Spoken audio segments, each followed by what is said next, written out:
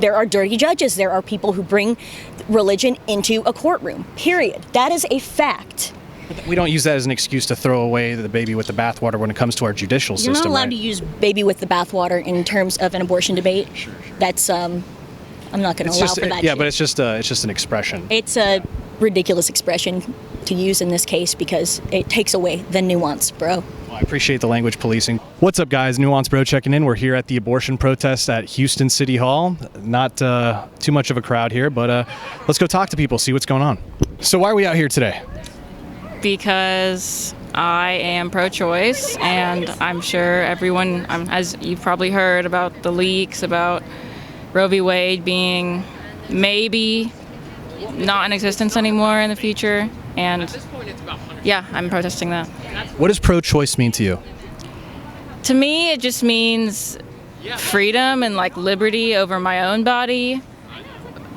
It's more about like, I guess to me, I value the woman's life more than the baby's life, especially in like medical cases. I mean, abortions like save lives, like it is healthcare. And there's so many cases. I think, if I remember correctly, the statistic is 95% of like late-term abortions are because the mother would literally die if she didn't get it. And getting rid of an abortion, like you're literally just killing women. Where did you see that source of the 95% who get a late-term abortion? Late-term being what? Past what stage? Late term, I think it's like late into the third trimester. So like very pregnant. Like the baby is pretty developed. Isn't it usually considered late term like after, I think, what, like 20, like into the, like even the beginning of the third trimester is pretty late term, right? Yeah, that's pretty late term. I mean, the third trimester is like late. Like you're pregnant. But the thing is, like at that point, there's a lot of controversy about how you shouldn't be allowed to get an abortion in the third trimester. But the thing is, you're like, a woman who's carried a baby to the third trimester wants that baby. And if they need that abortion, it's because it will kill them if they have that baby. I mean, it could be an issue with the fallopian tubes or like... What was your source on that 95%? Like, where did you see that? It might... God, where was it?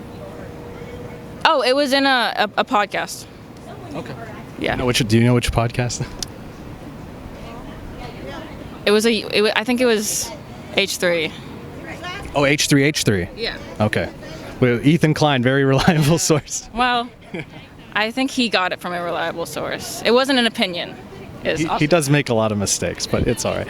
Opinionated. Yeah. So you don't believe personally there should be any limits on abortion, like even a day before? Like, what about partial birth? Like, what are your thoughts on that? And like what? What do you mean? So like if the baby's already in the process of being born or maybe like a day before being born, do you think abortion should be permitted in that case? I do, because I want to preface that by saying there is a huge misconception about abortion, which is that it's just because the woman doesn't feel like being pregnant or like having that baby. But like having access to an abortion at that stage that you're talking about, it's because it's to save the mother's life. It's not like, oh yeah, I just carried a baby for like 7 or 8 months, went through the trauma of pregnancy, all the awful side effects, all the awful symptoms, but I'll just like get rid of the baby. It's not about that. Yeah, it's about what's an example health. What's an example of like a condition that would require a woman to abort a baby so late in the pregnancy that in order to save her life? I don't know the name of it because I'm not like a doctor, but I know sometimes there's issues with like fallopian tubes, like, what's the word? Like combining, what's the better word for that? Fusing? Fusing, yes. Thank you. Fusing with certain parts of the uterus so that like she can't deliver the baby. And if she did, it would basically like tear her uterus and maybe kill her. And things like that can happen and do often happen. And there's a lot of times when a woman like needs an abortion or she will die. She'll just die. So oftentimes when, people from outside this country look at the United States, they kind of see a lot of our laws as archaic, we're kind of old-fashioned or whatever. Oftentimes we're compared to the European countries, saying we should model a lot of our laws and society after them. Are there any countries in particular or regions of the world that you think have a more model, system of law around abortion? Not really. No, I Think mean, of- nothing comes to mind. Because, I mean, nothing has passed here yet. It's just we're protesting it to hopefully sway something. Do you think the United States generally has a good set of laws when it comes around abortion, like the majority of the country, or Well, it depends on the state, because it's different state by like state. the majority of the states you feel like have a good policy around abortion? Yeah, So For now. You don't think we should be more like the European countries with respect to how they have their abortion laws modeled? I mean, I don't really pay attention to European laws because I'm not European. I'm just worried about the laws here because I need healthcare here now. So, So when it comes to our abortion laws, I think it's the majority of states allow either post 20 or post 24 week. Well, I'm sorry, up to the point of about 24 weeks or so. Do you think what do you think is the norm around the world? If you had to guess how many countries have laws as permissive as the United States in general when it comes to abortion, how many countries would you estimate that to be? low number. Any ballpark, any number? A low one. I don't know. I don't think many countries have the laws that we do. At least less developed countries probably don't. So I think it's something around 7. I think the countries are Canada, China, the Netherlands, Singapore, North Korea, Vietnam, and the United States. Yeah. Do you think being the odd one out in that group when it comes to something like abortion, do you think the extremes have kind of hijacked the conversation? The majority of Americans, or at least the plurality of Americans, want to see some sort of middle ground when it comes to abortion, where it's like, look, it's something like over 90% of abortions already happen in the first trimester. Do you think that would be a reasonable compromise for both sides when it comes to something like abortion? I think it's fair to want that, but you also have to consider what I mentioned earlier, like if a woman has a medical issue while she's pregnant, not like, oh, I don't know if I can support this baby, I don't know if I'm in a place in my life where I can have a child, none of that. A medical issue where if she gives birth, she will almost die or die. It's sad, but I think you do need abortion at those late stages. So you'd support like a restriction, you'd say like, look, well, maybe make it like 12, 13 weeks on demand, first trimester basically, but then after that there would have to be like serious medical reasons for why that would have to go forth that have to be reviewed by like a panel of doctors or something? Yeah, I would support that because I think, well, like I said earlier, there's a big misconception around abortion because like people think it's just something you do. Like, no, it's a traumatic It's the vast decision. majority of cases. People do it mostly kind of for like, well, I don't feel like having a baby right now. I don't think I'm in a good place to have one. That's usually the majority of the reasons. Sometimes like late-term abortions, I actually which is don't think, valid. I don't think the 95% thing when it comes to like a health reason is necessarily true. I think, in some cases, their life circumstance might change late into the pregnancy. Maybe their supportive partner is no longer there and they feel like it would be a better choice to do something like that. Do you feel like that would be but do you think that would be a valid reason to get an abortion so late term? Instead of giving it up for adoption, for example? I mean, I don't know. It depends on the severity of the situation. Is there anything else you'd like to say? Abortion is healthcare, it's a right, not a privilege. And if you're pro-life, you should consider the life of the mother, not just the fetus. Why are we out here today? We're here to make noise and spread awareness for the attack on women and our consent. Would you consider yourself pro-choice? Absolutely. What does that mean to you? Pro-choice to me means that nobody should have access to my body without my consent, period. It's a simple concept. No human should have their body accessed by anyone else without their consent. Even if that might affect what some would say is other people. So, for example, a lot of religious people would say that affects the body of the child inside the womb, so that would affect another person. So even if it affects other people, no one should be able to tell you what to do with your body, my choice? Agreed, because just like corpses have bodily autonomy, you can't take life-saving organs from a corpse because they can't give you their consent. They're dead, right? And so, yeah, absolutely. Like, even though some might deem a zygote a person, they're not a person yet. It's a zygote. It hasn't even made it there. They don't count more than my consent for someone to access my body. So a lot of people have been making this argument, for example, when it came to the vaccine mandates. Are you a supporter of the vaccine mandates, for example? I don't have like very hard opinions about the vaccine mandate.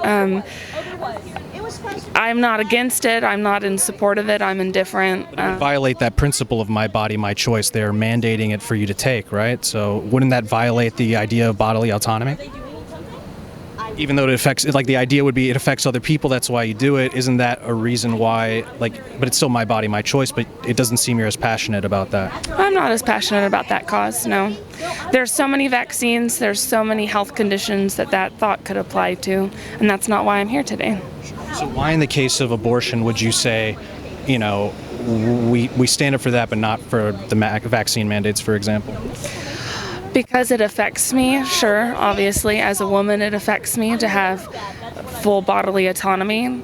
But to me, bodily autonomy, in reference to being forced to take a vaccine, when I said I'm not very passionate about that, it's because I don't really know where I stand. I don't know where I feel about if being forced to take a vaccine violates my bodily autonomy.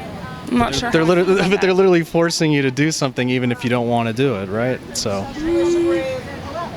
about your body. Sure. Because you could say I would carry my same beliefs into that situation. I don't feel strongly either way. So, you know, obviously a lot of people around the world, they look at America as sort of this like archaic system of laws and traditions and values compared to maybe what people often call the enlightened European countries and things like that. Are there any countries in particular that you think we should model our abortion laws after? No, I think that America does a very good job of making our own choices and our own laws when we come together and vote as a democratic republic, as we're supposed to, by the people, for the people, representing the majority.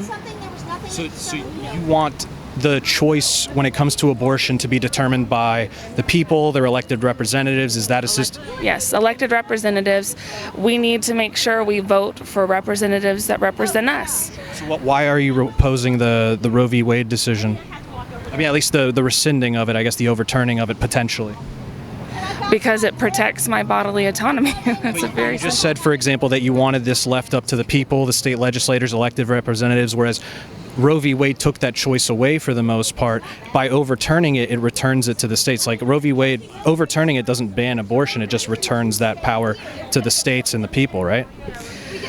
Right, but you can't deny the fact that in a state there's going to be people of differing voices, and just because somebody won an election doesn't mean necessarily that they are representative of everybody. That's how elections generally work, is like the people vote for their representatives, and you know, obviously the vast majority of states, it doesn't seem like they're going to ban abortion, and it seems like most of them are upholding the findings in Roe.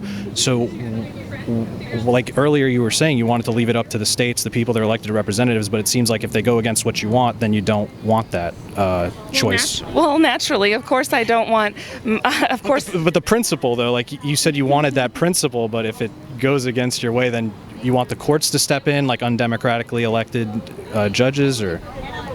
No, I'm not necessarily, what I'm here to protect is choice.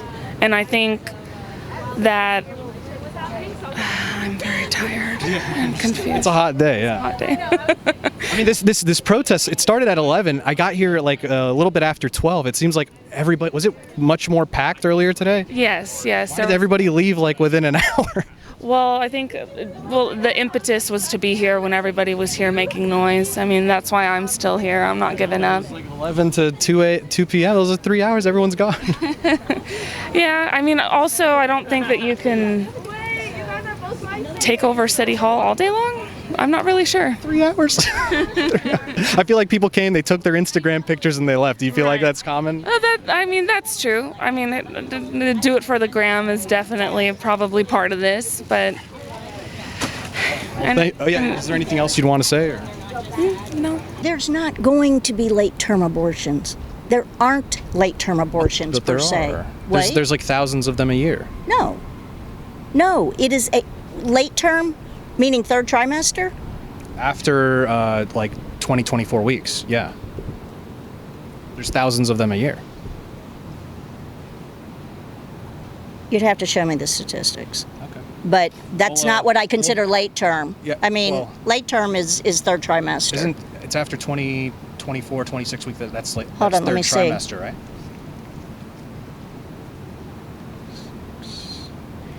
The end Each of trimester's 13 weeks, right? it's 40 weeks is a pregnancy. So, you saw the last interview we did. You kind of have a sense of some of the questions I asked. What would you like to talk about when it comes to the issue of abortion? What I would like to talk about is my concern that wherever you stand philosophically about any of it, the laws are written in such a way that could potentially criminalize simply having a miscarriage. 1 in 10 pregnancies end in miscarriage, period. Naturally end in miscarriage, which is clinically, the words for it are missed AB, missed abortion. The word abortion means loss of the pregnancy. If it happens naturally, am I going to have to prove that in a court of law? Well, guess what? In Ecuador, they are, and some of them are losing and spending their lives in jail for having a miscarriage. So my concern is with the whole idea also of deputizing people, and I don't know if they really fully went through with that, to be honest. Here in Texas, you're talking about, yeah. Yeah, here in Texas, deputizing anybody to be able to say, hey, they got an abortion. Maybe you're friends and you realize they've lost a pregnancy and you get in a fight and say, oh, I'll just screw that person over. And you get $10,000. And you get $10,000, like That's the incentive. incentives, and then she has to prove that it was natural. How do you do that? There's not a way to do that. So The burden would be on the state, not the person, right? oh no. Oh, I'm sorry. In that case, because it's civil, it would still be preponderance of evidence. I don't trust how good we are with preponderance of evidence. I don't. That's a issue with the legal system in general, who we are putting our trust in. Although in that, if I'm not mistaken, I'm pretty Not a sure. lawyer. Yeah, I think for the civil part of that law, it actually doesn't apply. This is a stupid fly. It doesn't apply to the woman, right? It applies to the abortion provider. Actually, it's both. I think. I don't think so. Okay, so re-ask your question because I don't know that I. Yeah, so correct. when it comes to the civil part of that, the law, it applies to the abortion provider, that $10,000, like being able to sue and recoup even that. the $10,000 thing. Well, just even the ability to like sue civilly and things like that. The deputizing, that only applies to like the abortion provider, like suing them or Okay. whatever. Yeah. Well, that's interesting because if you're a registered nurse who takes care of someone who had a missed abortion, as in a miscarriage, is it the burden now on me to prove? I think it would be to whoever employs you, I believe. Unless you were acting as like a rogue employee or something, I guess. Yeah, I'm not a lawyer and I'm not a statistician.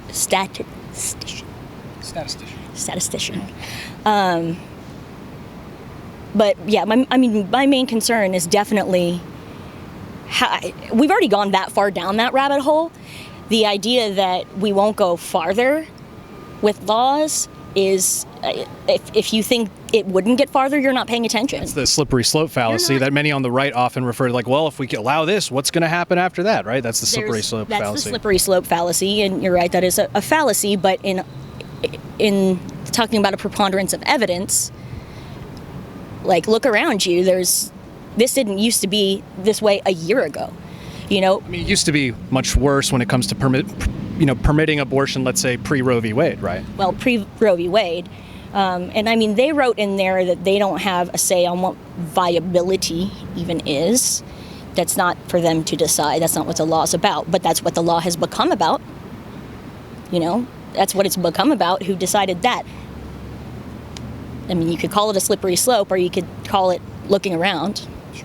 You talked about, so you kind of brought up the two issues, that civil law in Texas, but you also brought up this issue of, you worry that if we keep going further and further with, restricting abortions or whatever, and it's already kind of led in some cases, you referred to Ecuador with this miscarriage issue. Right, and I've been here in the reading a lot United about States. that, Yeah. yeah. So here in the United States, how big of a risk do you feel like that is right now with, prosecuting these women and things like that for miscarriages? I'm not psychic, and that's hard to say. You were looking up stats earlier, I saw. Well, yeah, but I didn't look up every stat ever. Sure. So repeat your question. Sure. So with the prosecuting for miscarriages, basically saying, well, you killed your baby or whatever, or, this. If it happens once, that's too many times. If it happens once, it's too many times. And from what I recall, I know vaguely of the story. A lot of times I'm not looking. I'm trying not to doom scroll constantly, because it's bad for my mental health.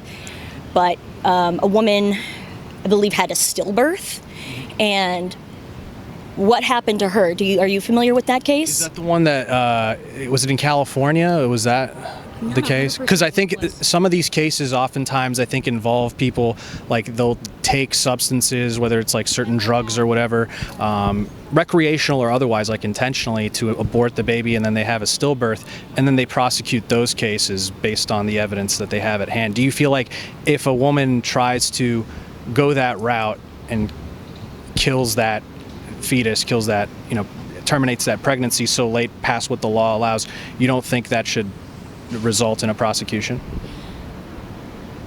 That's definitely. You have an interesting way of asking questions. Thank you. I appreciate that. Thank you. It is. It's a little leading at times, but looking at your Chris Voss negotiations, what I believe about that is we have a hard enough time prosecuting regular murders with talking people. We fuck it up all the time. The situation isn't perfect, but the law should be in the spirit of, how do I put it? It should be in the spirit of protecting the most people. It's utilitarian at a certain point. And we all know utilitarianism and, once is too many are conflicting philosophical positions. They're never going to integrate. So as far as I'm concerned, protecting the most amount of people, the most amount of women who we see come in with a miscarriage, didn't do it on purpose. Sure. In fact, they're pretty torn up about it. Most women who lose after 12, 14 weeks are devastated. And just the idea that the law has not been written in such a way that would prevent her from being prosecuted, that's a huge ass gray legal area. So if they want to legislate that, if they want to have laws about it, they need to write the laws better. They need to write the laws better. Then we can actually have a discussion about what we're talking about and what we're deciding. What would you think is a good way to write a law like that? Because it seems like you don't oppose necessarily the idea of prosecuting a miscarriage that was the result of, maybe them drugging themselves to kill the baby or something like that, or maybe that it results in deformities because they did something like that intentionally. Okay, so maybe someone who is like a victim of the opioid epidemic. If they are pregnant and they take drugs, which they are addicted to, which is a clinical diagnosis, it is a medical problem like cancer. If they take, the drugs that they've been on, that they are addicted to, and they have a miscarriage because of that. Once again, who are we talking about here? Is it? Well, they were bad for doing drugs anyway. They should have stopped. Well, maybe they didn't know they had a baby, or maybe they did. Were they going to be able to stop the drugs magically? So you think? I'm just saying that's a scenario in which you cannot talk about, legislating that in a good way. So in general, I would say, no, I'm not, because we always say the burden of proof is here, the burden of proof is there. The burden of proof just goes all willy-nilly depending on whether it is being televised or whether there's media attention or blah, blah, blah, blah, blah. It's not always shaped by. So you talk about how like drug addiction, for example, is like this medical diagnosis. It's not something that can necessarily help. This would also apply to something like alcoholism, but we don't make these exceptions when it comes to like DUIs, drunk driving. We still prosecute those people. Are those types of laws that you would like to see rolled back for example, alcoholics? Well, in the case of a DUI, we're not talking simply about alcoholism. We're talking about a choice. Before the alcoholics in particular, is that something you would like try to rescind that law? Because the same thing applies to the miscarriage. It's not just for people who are necessarily addicted. It could be also intentional ingestion. Right, but if you can't prove whether it's intentional or not under any circumstances, then why are we legislating it? I don't believe laws touch. Well, you could, right? Like if you had text messages saying like, I'm going to take this in order to kill my baby to like a friend that they're confiding in, that would be an example of something. What if I said that as a freaking joke? What if I said that's what a court thing is for? Like, but the same thing for the. What if I said, man, would be easier if I could just blank? Does that mean she did it? What if she said that to a friend in jest, and then later she had a miscarriage, and she didn't want to? Yeah, I mean that's what the court process. So is a text message going to be the burden of proof? Well, not just one thing, but it would be part of like the preponderance of evidence, like all the evidence. You keep talking about this preponderance of evidence, and there are dirty judges. There are people who bring religion into a courtroom. Period. That is a fact. But we don't use that as an excuse to throw away the baby with the bathwater when it comes to our judicial system. You're not allowed to use baby with the bathwater in terms of an abortion debate. Sure. That's I'm not going to allow for that. Yeah, but it's just an expression. It's a ridiculous expression to use in this case because it takes away the nuance, bro. Well, I appreciate the language policing, but when it comes, for example, this DUI example, why would not, like, I want to bring that back because you didn't really answer the question when it came to alcoholism. Would you roll back the law when it comes to like alcoholics and them deciding to drive? Because it's not, you said it's kind of, it's not their choice to be an alcoholic, right? Right, but it is their choice not to drive. It's a choice not to drive.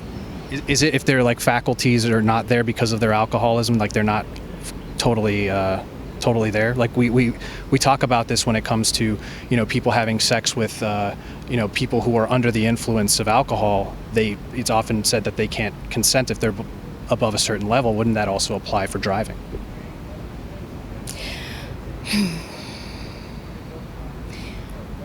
Not consenting to sex is not operating a heavy machinery. The heavy machinery could have even more devastating effects of killing lots of people. I guess I would like for you to restate your question because I'm not 100%. Also, no negging, like language policing. Yeah, I mean, No. You kind of did that to me with the language I use. Like, I hope we could just have a good faith discussion without language policing. So it's a very popular term that people use. It's not like age restricted. So, and it's obviously not referring to babies and abortion. It's not an actual baby that we're throwing out with the bathwater. So, I'll restate the question. If someone is an alcoholic, and this is something that you said that this is not something they can control, it's a medical diagnosis, and they get inebriated because of their alcoholism that they have no choice over, beyond the point of them being able to make rational decisions, should they be prosecuted for DUI? Yes. Why? Because. Alrighty. No, that's not. I actually had more to say. Like, that's thanks. Because. That's it, folks. That's all. I honestly thought you were done. Go ahead. I'm never done. There is. I see the point of your question, and at the end of the day, a baby is inside my body, my vehicle, going around, crashing into people, endangering people. They're just different questions. You can't really equate them in my humble opinion. Now, as far as not being able to control your medical condition, I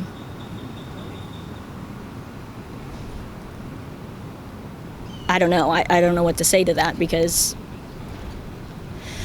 So it's the principle of bodily autonomy. It's really not I can't control it or whatever, and that's why we shouldn't prosecute. It's more so the principle of bodily autonomy. But it seems like that would also extend to the case of someone deliberately ingesting Deliberately drugged ingesting. to Sorry, that's kill what a we're baby. talking about, Yeah, yeah.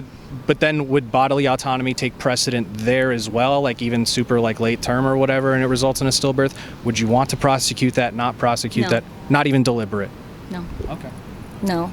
I don't think it's not a fruitful discussion because, or not a fruitful discussion, it's not a fruitful way forward because it absolutely pinpoints these things down to these cases. The provability would be very difficult, but so is the provability of rape. Doesn't mean anything because you can prove it or not in a court of law for the most part in that. And when it comes to women's rights, I mean, it just look, there was something I wanted to talk about, which was, If you remember it, let me know. But I have one more thing I want to ask because this is something you brought up before we started filming. If you're okay talking about it, it was something about like the racial aspect of babies when it comes to adoption. Is that something you want to expand upon? not particularly, mostly because sometimes I feel your questions are a little leading and I don't want. I didn't lead there. I but didn't say yeah, that you did. sure. I said I don't want to get into a discussion about that with you in particular because I don't want to be represented as saying something I didn't say. I would not And cut it out of context. I would leave the full thing. I'm not worried about context. I'm worried about your, you're clearly a debater. You are an actually trained debater. Not really trained formally. No, definitely not. Right, but I mean, nuance, bro. You've looked it up. It's been a while. As far as the adoption thing, I don't know. I don't fucking know. What I do know is... I don't know is a great answer, by the way. What? Yeah. Yeah. I don't know. I think more people should say I don't know. We don't have to have the answers to everything. No, we don't. And I think it's good to, when we have these discussions and these debates or whatever, it doesn't even have to be a debate, just a discussion. I think bringing up... I don't see adversarial. I just mean... Yeah. A little bit. But it's, I think it's good when we have these discussions and ask questions of each other. We both, hopefully come out learning a little bit more about the topic and look it up and become a more well-rounded, informed person in society. I do remember what my question was going to be. What is your position on the ingesting on purpose for killing a baby or for ending a pregnancy? What is your stance on that? Yeah, so beyond what the law allows, if someone does that, like ingests and, terminates the pregnancy, if that's beyond what the law allows, I absolutely think that should be prosecuted. Yeah. I thought that was your position initially because you said you would support laws, like earlier in our discussion, you said you would support laws like that if they made the specific carve-outs to not allow some of these other cases to be prosecuted. But then it seemed like you changed your mind later on in the discussion. I don't know that's what I said. I guess we could rewind the tape for you. I'd be happy to. I'm saying I don't know. Sure.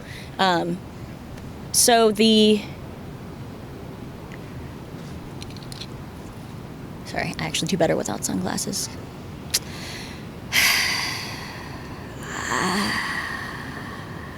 No. There's no way to. When it comes to legislation, between you and God, as far as most legislators who are making these types of laws, it's between you and God, right?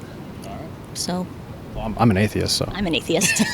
But so that's a B. You don't actually believe that. No, it's not that I don't. You don't even believe in God, Okay, so how could it first be of all, between you and God? I didn't say.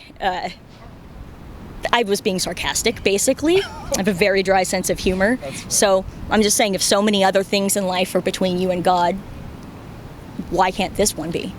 All right. When it gets to that level of gray area. I don't mean about everything. That level of gray area, legislation has not always been the thing, and it will. It does cause, utilitarian-wise, causes more harm.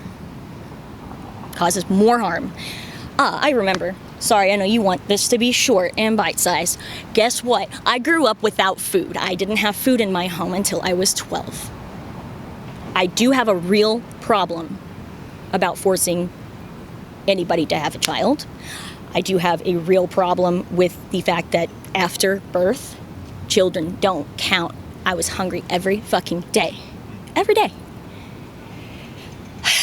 So there's that, and Yeah, I don't see why they're drawing the line in one place and not another. That doesn't make moral sense either. I guess that's why we have things like child protective services, and we also have adoption as an option if people feel like they can't provide for the child. So those would be some of the things to mitigate. Oh yeah, things another like that. thing. I have never been pregnant. I'm in my late 30s. So I don't know if I can become pregnant. And we were talking about birth rates and like population collapse. If I was on the fence about it before, I'm sure not on the fence now about having a child, because if something could get that out of control, I'm not going to risk that. So they shut one down for sure. Just saying. Is there anything else you'd like to say? No thanks. All right. Thank you so much. I appreciate it. My pleasure. Awesome.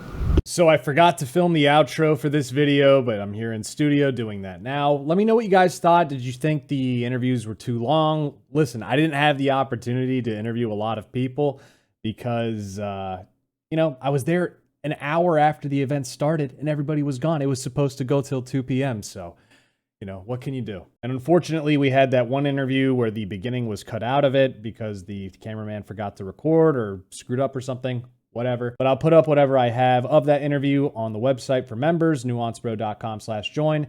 Anyways, that's the end of the video, guys. I hope you enjoyed it. Don't forget to like, comment, and subscribe. Social media links are in the description box below, as well as merch. Support us at nuancebro.com/join, and I'll see you next time, bro.